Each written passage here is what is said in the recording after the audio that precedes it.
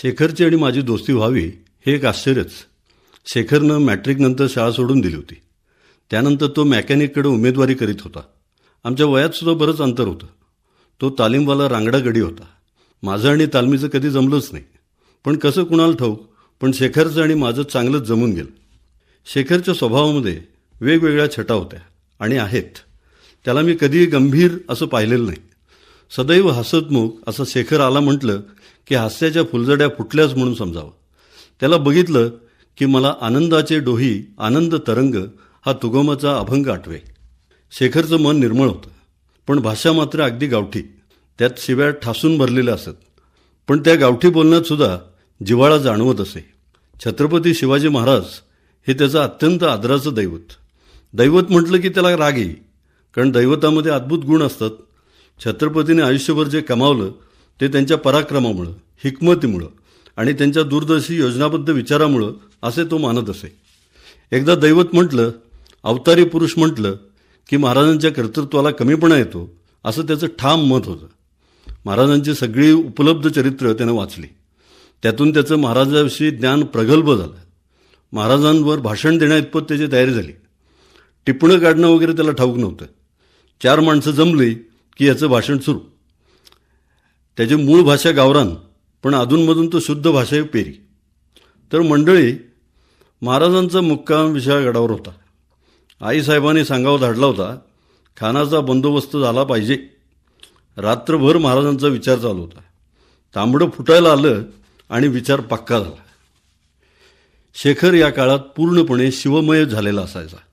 तो शिवकाळात पोचलेला असे. एक प्रकारची त्याची भावसमाधी असे. राजर्षी शाहू महाराज यांच्याबद्दलच्या अनेक आख्यायिका त्याला ठाऊक होत्या. त्यातही मसाला भरून तो रंगवत असे.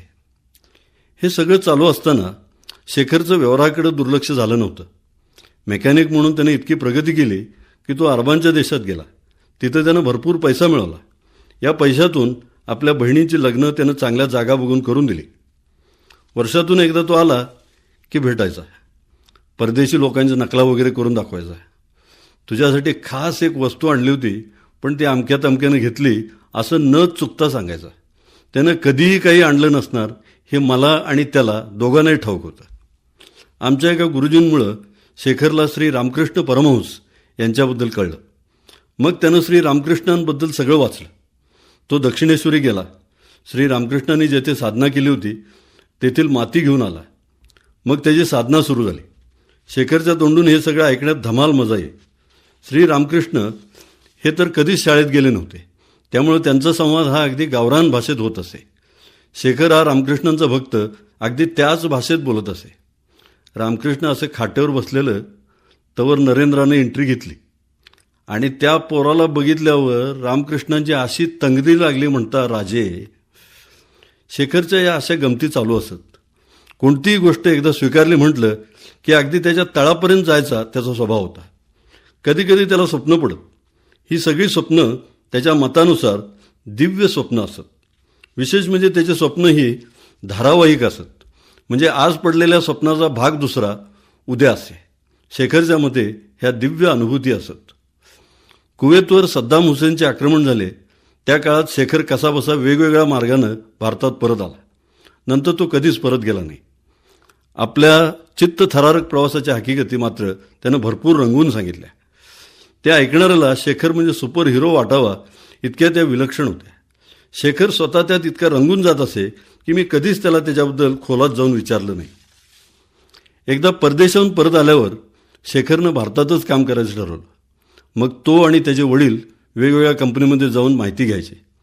हे दोघं कंपनीत गेल्यावर पराकाष्ठेचे नम्र होत. मग शेखरचे वडील त्या साहेबासमोर शेखरला शिव्या घालत. शेखर खाली मान घालून ते ऐकत असे. मग साहेबाला अवघडल्यासारखं होई. तो म्हणे, अहो राहू दे, उद्यापासून येऊ देत त्याला कामावर. शेखर आणि त्याचे वडील मग बाहेर पडत. बाहेर पडल्यावर दोघंही खो खो हसत. साहेबाला कसा पटवला याचं समाधान दोघांनाही असे. मग त्यानं मिळेल ती नोकरी केली. परदेशात नोकरी करून मिळवलेला पैसा कुठे गेला कुणास ठाऊक. पण शेखरला ना खंत ना खेद. त्याची कसलीही तक्रार नव्हती. संध्याकाळी भेटलो की हास्य विनोद व्हायचे. पुस्तकावर चर्चा व्हायची. पुस्तक मराठीत असलं की तो वाचायचा, पण इंग्रजीत पुस्तक असेल तर त्याची पंचायत व्हायची. त्याचं इंग्रजी इंग्रज नटांची नक्कल करण्याइतपत मर्यादित होतं. पण तो लक्षपूर्वक ऐके, मध्ये मध्ये शंका विचारे आणि मग दुसऱ्या कोणाकडे तरी जणू काही त्यानंच ते पुस्तक वाचलं असावं अशा प्रकारे चर्चा करी. शेखरची मुलं मोठी झाली. बापाचाच कित्ता त्यांनी गिरवला. त्यातलं कुणीही जास्त शिकलं नाही, पण ती पोरं धडपडी होती. बापाप्रमाणेच त्यांनी आपला व्यवसाय निवडून पैसे वगैरे कमवायला सुरुवात केली. नंतर शेखर शहरात राहायला गेला. परत एकदा भेटला तेव्हा त्याच्या जुन्या स्कूटरवरून एक मोठे टेबल शहराकडे घेऊन चालला होता. हे असले उपद्व्यापही केवळ तोच एक करू जाणे. विशेष म्हणजे थोडे केस विरळ होणे याशिवाय वयाचा कोणताही परिणाम मला शेखरवर दिसला नाही. महानुभाव पंथाचे श्री चक्रधर यांच्याप्रमाणे त्याला वयस्तंभन विद्या अवगत होती की काय असा मला प्रश्न पडतो. पुन्हा आमचे गुरुजी आणि शेखर यांच्या गाठीभेटी चालू झाल्या. गुरुजी आजारी होते तेव्हा शेखर भक्तराज हनुमानाप्रमाणे तेथे हजर झाला.